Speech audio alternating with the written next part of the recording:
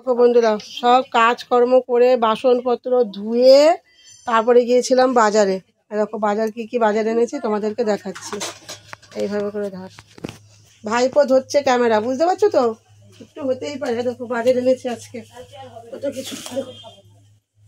এনেছি মুড়ি, ডিম, দাদাভাই ইনসুলিন ফুরিয়ে গেছে, এনেছি গ্যাসের ওষুধ ফুরিয়ে গেছে, আর একটা গ্লুকন-ডি।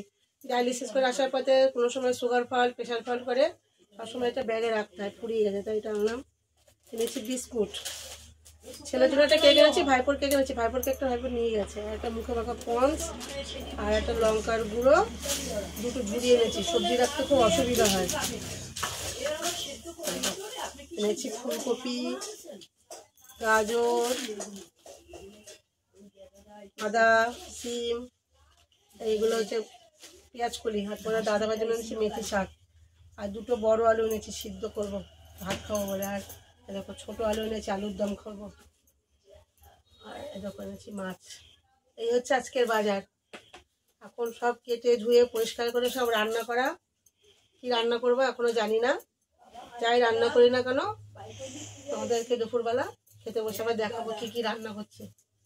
ঠিক আছে, এখানে আছে। এই ঘন্টুর বিনস দিয়েছে, ঘন্টুর বাবা বিনস দিয়ে গাজর দিয়ে ভেজে দিতে বলেছে।